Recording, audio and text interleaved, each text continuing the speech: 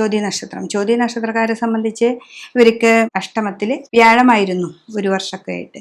അപ്പോൾ ആ വ്യാഴമൊക്കെ ഒന്ന് മാറി അത് മെയ് മാസം 14-ാം തീയതിയോട് കൂടി 9-ലെത്തും. അപ്പം മെയ് വരയ്ക്ക് നമ്മൾ 9-ാം ഭാവത്തിൽ എത്തണം. പക്ഷെ ഇവിടെ നമുക്ക് 6-ലേക്ക് ശനീശ്വരൻ വരും.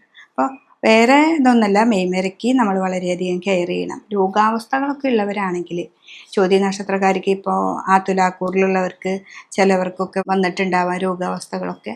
അതൊക്കെ നോക്കി ശ്രദ്ധയോടുകൂടി മുന്നോട്ട് പോവുകയാണെങ്കിൽ മെയ് 14-ാം തീയതിക്ക് അപ്പുറം അവർക്ക് ഏറ്റവും ഒരു നല്ല സമയമാണ്. 9-ലാണ് നമ്മുടെ വ്യാഴം. അപ്പോൾ ഇത്ര നാൾ നമ്മൾ അനുഭവിച്ചിട്ടുള്ള ആ ദോഷ ദുരിതങ്ങളൊക്കെ ഒന്ന് മാറി നമ്മുടെ വ്യാഴം നമുക്ക് ഏറ്റവും നല്ല ഭാവങ്ങൾ തരാനുള്ള നമ്മുടെ മനസ്സൊക്കെ ഒന്ന് സന്തോഷവും സമാധാനവും സാമ്പത്തികവുമായിട്ടുള്ള പ്രതിസന്ധികളൊക്കെ ഒന്ന് മാറ്റി നമുക്ക് മുന്നോട്ട് പോകാനായിട്ട് സാധിക്കും.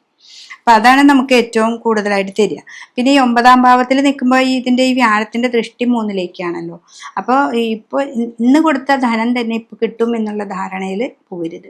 നമ്മൾ വർക്ക് ചെയ്യുക, ആ വർക്കിലൂടെ ഉണ്ടാകുന്ന ധനമാണ് നമുക്ക് കൂടുതലായിട്ട് 9-ാം ഭാവത്തിൽ നിൽക്കുന്ന വ്യാഴം നമുക്ക് തരുന്നത്. പിന്നെ അവിടെ ശനിയെ കൊണ്ട് നമുക്ക് ദോഷങ്ങളില്ല.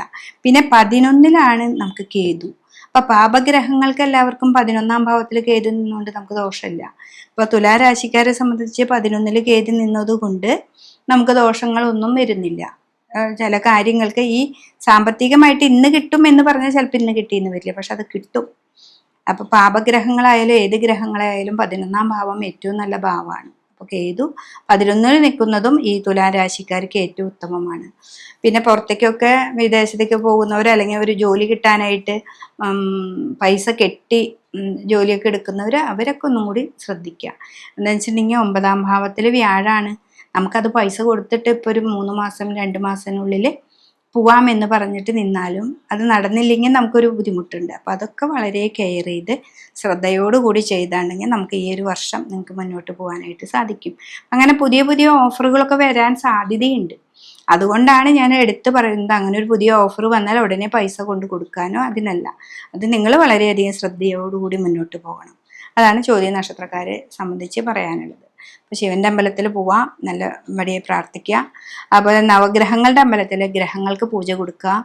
പിന്നെ ഇവിടെ 9-ാം ഭാവത്തിൽ വ്യാഴമുള്ളത് കൊണ്ട് ഇടവിട്ട് വിഷ്ണു ക്ഷേത്രത്തിൽ പോവുക, പറ്റത്തൊക്കെ വഴിപാട് ചെയ്യുക, ഗണപതിക്ക് ഒരു ഗർഗമാലയൊക്കെ കൊടുത്ത് ശരീര സംബന്ധമായിട്ടുള്ള ദുരിതങ്ങളോ രോഗങ്ങളൊക്കെ ഉണ്ടെങ്കിൽ അതൊക്കെ ഒന്ന് മാറ്റാനായിട്ട് സാധിക്കും.